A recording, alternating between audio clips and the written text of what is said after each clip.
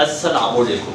लेकिन आज का आपका लेक्चर नंबर 44 है और हमने फर्स्ट ईयर का चैप्टर नंबर 5 शुरू किया हुआ है, it is called atomic structure. आज इस चैप्टर का एंड है। हमने पहले एटॉमिक नंबर को डिस्कस करना है, फिर इलेक्ट्रॉनिक कॉन्फ़िगरेशन को डिस्कस करना है। इससे लास्ट लेक्चर में हमने ऑर्बिटल्स के बारे में कंप्लीटली डिस्कस कर लिया था। देखिए एटॉमिक नंबर, सबसे पहले मैं आपको इसकी छोटी सी हिस्ट्री बता देता हूँ। वैसे तो आपका सिलेबस में नहीं है वो इसकी हिस्ट्री वगैरह, वो एक्स रेज है, एक्स रेज की हिस्ट्री आपके सिलेबस में नहीं गिवन है। एच मोजले एक साइंटिस्ट था जिसने 1913 से 1914 तक जो है ना एक्स रेज को स्टडी किया था, डिस्कवर नहीं किया था, स्टडी किया था। जो कि एक्स रेज को किसी और साइंटिस्ट ने डिस्कवर किया था, उसका नाम मैं आपको बता देता हूँ। वो साइंटिस्ट आपके पास था रॉयटन। इसने एक्स रेज को जो है ना डिस्कवर किया था। मोजले ने डिस्कवर नहीं किया था, मोजले ने सिर्फ उसको पढ़ा था 1913 से 1914 तक। जब एच मोजले ने एक्स रेज को स्टडी किया, एक्स रेज के बारे में मैं थोड़ा सा आपको बता देता हूँ कि जब कैथोड रेज हैवी मेटल के साथ जाके टकराती है ना, तो वहाँ से मजीद कुछ रेज निकलती है जिसको हम कहते होते हैं एक्स रेज।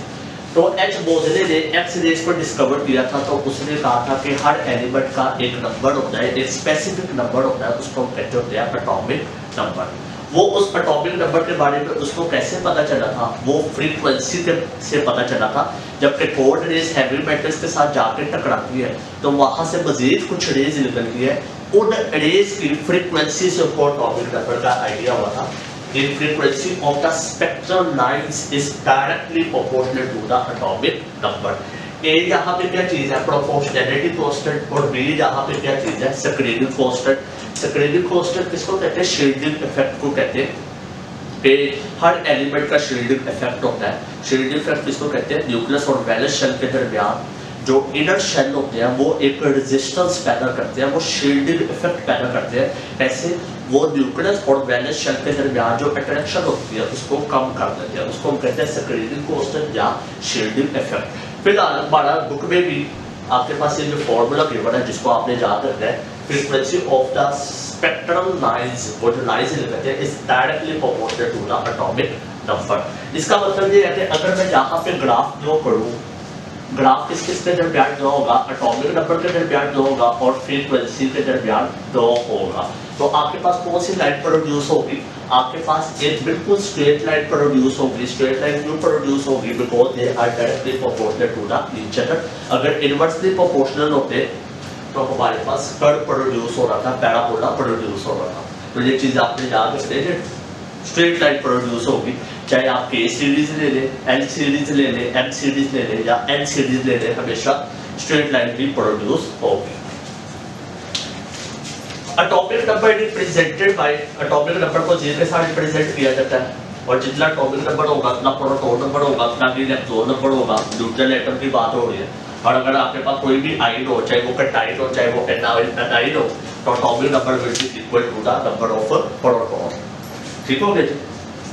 आगे आपके पास आ जाते हैं features of Z. Atomic number का क्या खसूसियत है, फीचर्स है, कैरेक्टरिस्टिक्स क्या है? ये हमेशा होल नंबर होते हैं, यानी कि ये फ्रैक्शन में नहीं होते, सिंपली होल नंबर होते हैं। 1 2 3 4 5 6 7 8 9 10 एंड सो ऑन।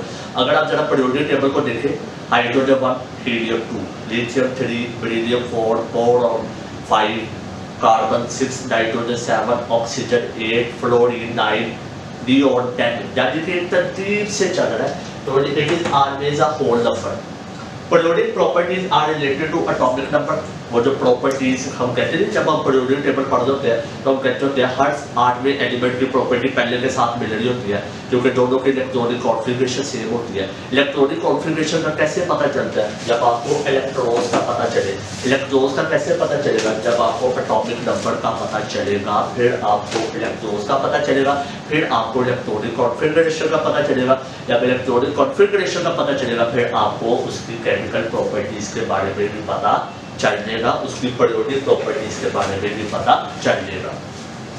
पहले साइंटिस्ट था मेंडलीव, उसने मैथ नंबर की बिना पे एलिमेंट्स को अरेंज किया हुआ था। और मैथ नंबर आप देख लें, किसी भी एलिमेंट का मैथ नंबर बिल्कुल एक्यूरेट नहीं है, वो हमेशा उसमें पॉइंट्स में मैथ नंबर है, तो आपको पता है जब पॉइंट्स में वैल्यूज हो तो वहाँ पे फिर सिग्निफिकेंट फिगर्स भी होते हैं और नॉन सिग्निफिकेंट फिगर्स भी होते हैं। पॉइंट्स वाले वैल्यूज को हम एक्यूरेट 100% एक्यूरेट भी नहीं कह सकते और 100% इनकरेक्ट भी नहीं कह सकते, जबकि एटॉमिक नंबर बिल्कुल एक सिंपल सा नंबर होता है 1 2 3 4 5, कोई पॉइंट में वैल्यू नहीं होती। तभी मोज़ेले ने कहा था कि बजाय आप मैथ नंबर की बना पे एलिमेंट्स को अरेंज कर देते हैं, आप एटॉमिक नंबर की बना पे करें। एटॉमिक नंबर एक तो होल नंबर है, हर एलिमेंट के लिए परफेक्ट है, एग्जैक्ट है, और एटॉमिक नंबर से आपको क्या चीज़ पता चलती है, प्रॉपर्टीज के बारे में पता चलता है, इलेक्ट्रॉनिक कॉन्फ़िगरेशन के बारे में पता चलता है। It is permanent for each element, her element के लिए परमानेंट है, कभी चेंज नहीं होगा, जबकि मैथ नंबर में थोड़ी बहुत वेरिएशन आ जाती होती है। तो फिर आपने एक चीज ये भी याद रखनी है, मैथ नंबर अगर आपने निकालना है तो atomic number plus Newton number, अगर आपने न्यूटन नंबर निकालना है तो math number minus atomic number, ये फॉर्मूला आपने याद रखना है। उसके बाद आपके पास है ओप्पो प्रिंसिपल। ओप्पो मुझे किसी साइंटिस्ट का नाम नहीं है बेटा, ये ओप्पो एक जर्मन वर्ड है, जर्मनी का वर्ड है, जिसका मतलब होता है बिल्डअप, किसी चीज को बनाना, बिल्डअप करना है। ओप्पो प्रिंसिपल क्या होता है, असल में इसको n+n रूल भी कहा जाता है, इसको n+n रूल भी कहा जाता है, ठीक हो गया। The electrons are arranged in some shell according to increasing energy level। आपने इलेक्ट्रॉन्स को इंक्रीजिंग एनर्जी लेवल की बना पे इसको अरेंज करना। सबसे पहले आपने इलेक्ट्रॉन उस सब शेल को देना है जिसकी एनर्जी सबसे कम है, फिर उसको देना है जिसकी एनर्जी उससे ज़्यादा है, एंड सो ऑन। हमेशा आपको पता है चीज़ वहाँ पे जाना पसंद करती है जहाँ पे एनर्जी कम हो। तो सबसे कम एनर्जी किसकी होती है, सबसे कम एनर्जी, तो मैं आपको बता दें तो सबसे कम एनर्जी आपके पास होती है, सबसे कम एनर्जी आपके पास होती है S की, क्योंकि S न्यूक्लियस के सबसे करीब होता है, ठीक है जी। सबसे कम एनर्जी इसकी होती है, फिर किसकी होती है, फिर आपके पास होती है P, वो न्यूक्लियस से थोड़ा दूर चला जाता है, फिर आपके पास किसकी होती है D की, फिर आपके पास किसकी होती है F की। F की एनर्जी सबसे ज़्यादा होती है क्योंकि वो न्यूक्लियस के सबसे दूर होता है, जो न्यूक्लियस के सबसे करीब होगा वो सबसे ज़्यादा स्टेबल होगा। तो ये ऑर्डर आपने लाजमी याद रखना है। उसके बाद the electrons are arranged in subshell according to increasing energy level. आपने इलेक्ट्रॉन को इंक्रीजिंग एनर्जी लेवल की बिना पे अरेंज करना है। n+n value will be equal directly proportional to the energy, जिसकी n+n वैल्यू ज़्यादा होगी उसकी एनर्जी भी ज़्यादा होगी। जहाँ पे मैंने आपके सामने कुछ शेल और सब शेल लिख दिए, साथ ही आपने इनको अरेंज करके बताना है कि सबसे पहले इलेक्ट्रॉन किस में जाएगा, 1s में जाएगा, 2s में जाएगा, किस में जाएगा, ये आपने मुझे अरेंज करके बताना है। बड़ा इंपॉर्टेंट होता है, if any two subshell have same the n+n value, अगर किसी दो सबशेल की n+n वैल्यू सेम आ गई तो इसका मतलब उनकी एनर्जी भी सेम है, तो फिर आप इसको इलेक्ट्रॉन दोगे that subshell is placed first whose n value is small, फिर आपने इसको इलेक्ट्रॉन देना है जिसकी n वैल्यू स्मॉल है। फॉर एग्जांपल मैंने यहाँ पे एग्जांपल लिखी हुई है, एक आपके पास है 2p, ये आपके पास 2p है, और एक आपके पास है 3s, दोनों की मैंने n+n वैल्यू निकाली हुई है, n 2 है और p की n वैल्यू होती है 1, 2 + 1 3, 3s है, n 3 है, और s की n वैल्यू होती है 0, तो ये 3 आ गई। दोनों की n+n वैल्यू जो है वो सेम है और दोनों की एनर्जी भी सेम है। अब आप किसको इलेक्ट्रॉन देना है, तो मैं आपको बताऊं 2p की energy as compare to 3s कम है, energy of 2p less than energy of 3s। अब आप पूछेंगे सर n+n वैल्यू तो दोनों की सेम आ रही है, एनर्जी तो दोनों की सेम है, n+n के लिहाज से दोनों की एनर्जी सेम हो गई है, लेकिन शेल के लिहाज से एनर्जी सेम नहीं हुई। ये दूसरा शेल है और ये तीसरा शेल है, जैसे जैसे आप शेल नंबर बढ़ाते हैं तो एनर्जी बढ़ती है। पहले इलेक्ट्रॉन किसको मिलेगा, 2p को मिलेगा, 3s को नहीं मिलेगा। ये चीज आपने, ये वाला पॉइंट आपने याद रखना है। पॉली एक्सक्लूजन, पॉली एक्सक्लूजन क्या चीज था जरा देखिएगा। वो कहता है no two electrons in the same orbital can have the same values of 4 quantum number. वो कहते हैं जी ऑर्बिटल में मैक्सिमम 2 इलेक्ट्रॉन आ सकते हैं और उन 2 इलेक्ट्रॉन्स का चारों क्वांटम नंबर एक जैसा नहीं होता।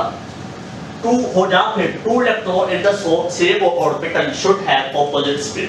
चलिए मैं आपको बताता हूँ, ये आपके पास होता है हीलियम, हीलियम का एटॉमिक नंबर होता है 2, ठीक होगी बात। हीलियम का एटॉमिक नंबर 2 है, आप इसके इलेक्ट्रॉनिक कॉन्फ़िगरेशन करें तो ये आपके पास आ जाएगा 1s2, ठीक है जी, दो इलेक्ट्रॉन है और उसको ऑपोजिट स्पिन के साथ शो करते होते हैं। तो ये कोडी स्क्रूजर ने कहा था अगर आपने ऑर्बिटर में दो इलेक्ट्रॉन डाल दें तो उनकी ऑपोजिट को ऑपोजिट वो उनकी स्पिन को ऑपोजिट कर दें। चलिए ये आपके पास है जी, ये आपके पास है बस ये भी वैल्यूशन है। यहाँ पे अगर मैं आपसे पूछूं कि बताओ n की वैल्यू क्या है तो वो 1 है, ये 1 नंबर ऑफ शेल 1 है। अगर मैं आपसे पूछूं बताओ यहाँ पे n की वैल्यू क्या है इन दो इलेक्ट्रॉन्स के लिए, इन दो इलेक्ट्रॉन्स के लिए n की वैल्यू 1 है, इन दो इलेक्ट्रॉन्स के लिए n की वैल्यू क्या होगी 0 क्योंकि s है, और इन दो इलेक्ट्रॉन्स के लिए m की वैल्यू क्या होगी वो भी 0 होगी, और इन दो इलेक्ट्रॉन्स के लिए s की वैल्यू क्या होगी एक होगी +1/2 और एक होगी -1/2। देख ले चौथा क्वार्टर नंबर इन दोनों इलेक्ट्रॉन्स का सेम नहीं है, वो क्यों नहीं सेम है क्योंकि इनकी स्पिन क्या ऑपोजिट है। तो यही बात को कह रहा है no two electrons in the same orbital can have the same values of 4 quantum number, same values of 4 quantum number, यानी कि दो इलेक्ट्रॉन्स अगर एक ही ऑर्बिटल पे हो तो जरूरी नहीं है कि उनका चारों का चारों क्वांटम नंबर एक जैसा हो। यहाँ पे देख रहे हैं n is equal to 1 है, n is equal to 0 है, n is equal to 0, n is equal to 0, s is equal to +half and -half। Value change हो गई है, फोर्थ क्वार्टर नंबर में जाके वैल्यू चेंज हो गई है। ठीक होगी बात। उसके बाद हमारे पास आता है जी वो टॉपिक हमारे पास कौन सा आता है, आपके पास अगला टॉपिक आता है, उस टॉपिक को हम नाम देते होते हैं हुड्स रूल। चलिए देखते हैं हुड्स रूल किसको कहते हैं। आपके पास हुड्स रूल क्या होता है जरा देखिएगा। हुड्स रूल, हुड्स रूल ये कहता था अगर आपके पास एक से ज्यादा डीजेनरेट ऑर्बिटल हो, एक से ज्यादा अगर आपके पास डीजेनरेट ऑर्बिटल्स हो तो पहले आपने सबको एक एक इलेक्ट्रॉन देना है। फॉर एग्जांपल ये आपके पास कार्बन है, कार्बन का एटॉमिक नंबर होता है 6। ये इलेक्ट्रॉनिक कॉन्फ़िगरेशन शुरू करते हैं 1s2 2s2, फिर आ जाता है 2px 2py 2pz। टोटल कितने इलेक्ट्रॉन बचे हैं, टोटल आपके पास 2 इलेक्ट्रॉन बचे हैं। तो आपने वो कहता था अगर आपके पास एक से ज्यादा डीजेनरेट ऑर्बिटल हो, अब मेरे पास यहाँ पे 3 डीजेनरेट ऑर्बिटल है, और अगर आपके पास एक से ज्यादा इलेक्ट्रॉन हो तो फिर आपने सब ऑर्बिटल को, सब डीजेनरेट ऑर्बिटल को पहले एक एक इलेक्ट्रॉन देना है। तो मेरे पास कितने इलेक्ट्रॉन है 2, तो एक इलेक्ट्रॉन मैं इसको दे दूंगा और एक इलेक्ट्रॉन मैं इसको दे दूंगा, इसको 0 कर दूंगा क्योंकि सबकी एनर्जी के सेम है। आप इसको ऐसे नहीं कर सकते। कार्बन का एटॉमिक नंबर 6 है 1s2 2s2 2px 2py 2pz, एक इलेक्ट्रॉन इसको दे दिया, एक इलेक्ट्रॉन इसको दे दिया, इसको 0 कर दिया। आप ऐसे भी कर सकते हैं। कार्बन का atomic number 6 1s2 2s2 2px 2py 2pz, ये आपने इन दोनों के दोनों इलेक्ट्रॉन एक एक इलेक्ट्रॉन दे दिया और इसको 0 कर दिया। लेकिन आप ऐसे नहीं कर सकते। कार्बन का एटॉमिक नंबर 6 है 1s2 2s2 2px 2py 2pz, आपने किसी एक ही ऑर्बिटल को दोनों इलेक्ट्रॉन दे दिया, ये कॉन्फ़िगरेशन गलत है। आप ये भी नहीं कर सकते। कार्बन का एटॉमिक नंबर 6 है 1s2 2s2 2px 2py 2pz, 2 electron थे, एक इलेक्ट्रॉन आपने इसको दे दिया और एक इलेक्ट्रॉन आपने इसको दे दिया और दोनों की स्पिन को ऑपोजिट कर दिया, ये भी गलत है। हमेशा जब आपके पास एक से ज्यादा डीजेनरेट ऑर्बिटल हो तो आपने सबको एक एक इलेक्ट्रॉन देना है और उनकी स्पिन भी एक जैसी रखनी है। अब यहाँ पे एक और चीज दे दें, ये कार्बन का एटॉमिक नंबर 6 है तो 1s2 2s2 2px 2py 2pz, आप इन दोनों को ऐसे दोनों की स्पिन को एंटी क्लॉकवाइज कर दें, या तो क्लॉकवाइज कर दें या फिर एंटी क्लॉकवाइज कर दें, ये केस होगा। तो ये इलेक्ट्रॉनिक कॉन्फ़िगरेशन आपके पास बिल्कुल करेक्ट है। देखिएगा जरा इलेक्ट्रॉनिक कॉन्फ़िगरेशन करने का बड़ा एक आसान तरीका कार होता है, वो मैं बच्चों को बताता हूँ। तो बजाय आप n+n रूल पे जाए, आप सिंपली इलेक्ट्रॉनिक कॉन्फ़िगरेशन ऐसे कर सकते हैं। जरा देखिएगा कैसे कर सकते हैं। आपने क्या करना है, आपके पास होता है पहला शेल, तो मैं यहाँ पे लिख देता हूँ 1। पहला शेल, पहले शेल में कितने सबशेल होते हैं 1, तो ये आ जाएगा आपके पास 1s। ठीक होगी बात। दूसरा शेल, दूसरे शेल में कितने सबशेल होते हैं 2, तो ये आ जाएगा 2s 2p। तीसरे शेल में कितने सब शेल होते हैं? 3s 3p 3d। चौथा shell 4s 4p 4d 4f। पांचवा shell 5s 5p 5d 5f। छठवां shell 6s 6p 6d 6f। सातवां shell 7s 7p 7d 7f। आप पहले इसको अपडेट कर लें, ये बड़ा इजी वे है इलेक्ट्रॉनिक कॉन्फ़िगरेशन करने का। आप इसको अपडेट कर लें, आपके पास टोटल f सब शेल तो होता है, आपका पीरियोडिक टेबल f तक की है, इससे ज़्यादा नहीं है। फिर आपने ऐसे कुछ लाइन्स लगा लेंगे डायगोनली, देखिए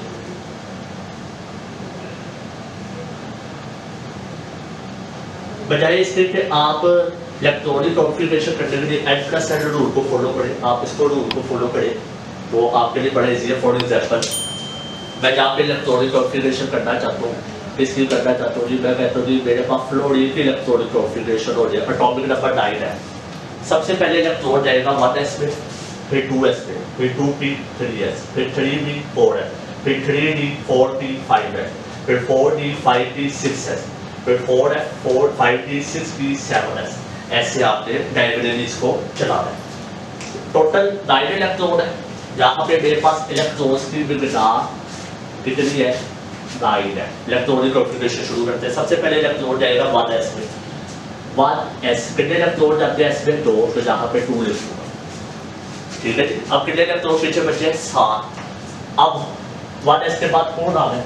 2s आ रहा है, तो मैं यहाँ पे 2s लिखूंगा और 2 लिख दूंगा, क्योंकि s में 2 इलेक्ट्रॉन जाते हैं। टोटल 4 चले गए, 5 रह गए। पीछे कौन बचा है? 2p। अगर वैलेंस शेल का ऑर्बिटल मौजूद है तो उसको फिर खोल के लिखे, उसको दिखाइए कितने ऑर्बिटल है। 2p ने आ रहा था तो मैं यहाँ पे 2px लिख दूंगा, 2py लिख दूंगा, 2pg लिख दूंगा। टोटल कितने इलेक्ट्रॉन बचे थे? 5। तो पहले सबको एक एक इलेक्ट्रॉन दो, अकॉर्डिंग टू हुड्स रूल मैंने सबको पहले एक एक इलेक्ट्रॉन दिया, ठीक है। अब मेरे पास कितने इलेक्ट्रॉन थे? 5 थे, 3 मैं दे चुका, 2 रह गए।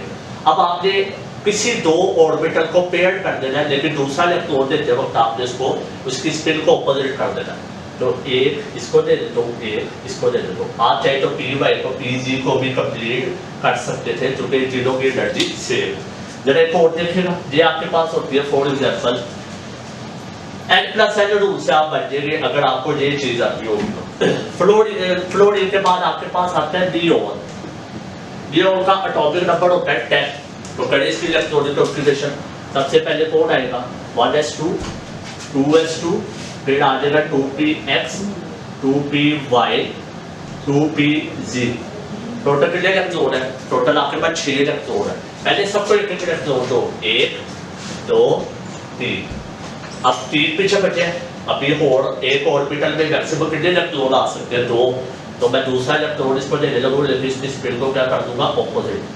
इसकी स्पिन को क्या कर दूंगा? ऑपोजिट। इसकी स्पिन को ऑपोजिट कर दूंगा। अच्छा, अब यहाँ पे आपने एक चीज याद रखनी है, वो चीज आपके पास क्या है? नोट में लिख लो, शायद ये नोट मैंने आपको पहले भी बताया हो कि जो आपके पास हाफ और full filled orbitals, half and full filled orbitals are more stable than others.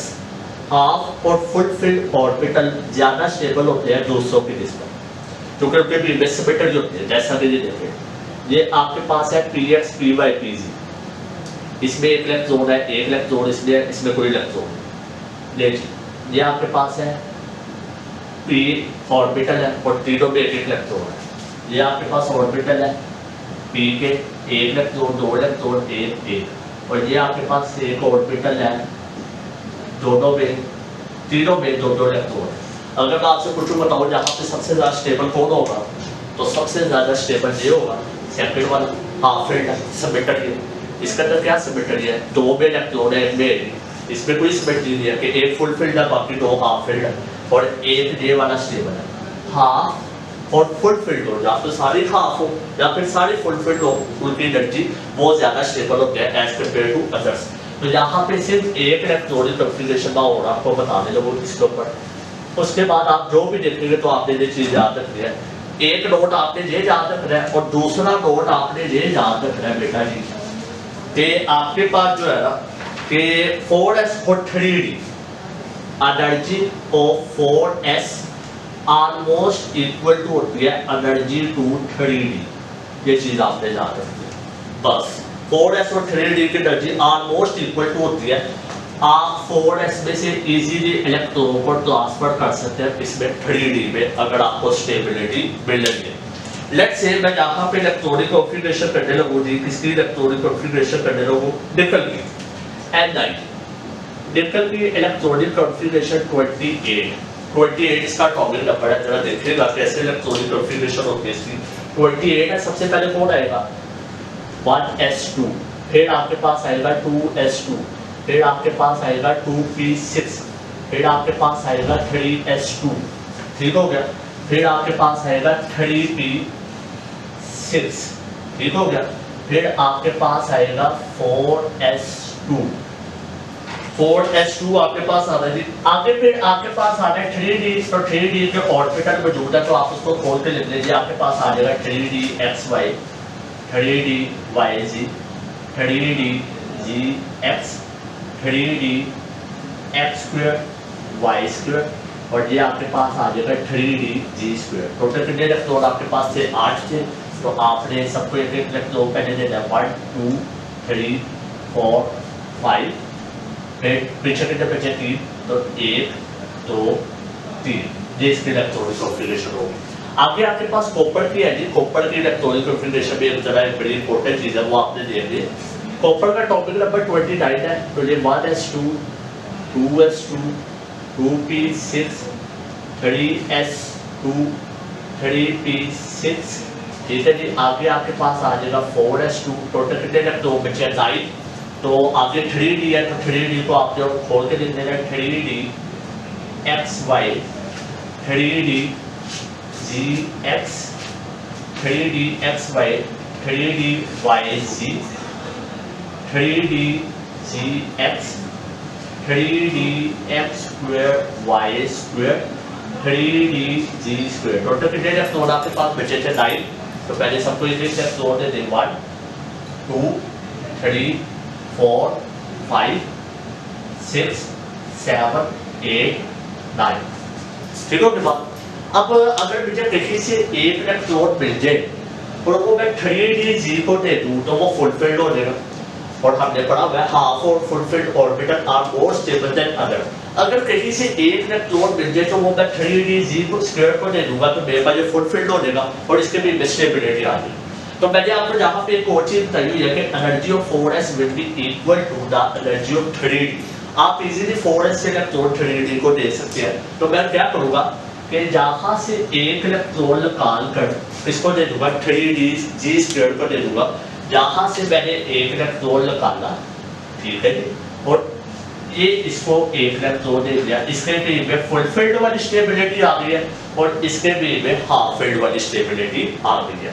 तो ये चीज़ आपने याद रखनी है, जो कॉपर की इलेक्ट्रॉनिक कॉन्फ़िगरेशन याद रखनी है। अच्छा, जब आप बुक में देखेंगे तो बुक में यहाँ से लेके यहाँ तक 1s2 2s2 2p6 3s2 3p6 ये उन्होंने इलेक्ट्रॉनिक कॉन्फ़िगरेशन यहाँ पे लिख दिया आर्गोन।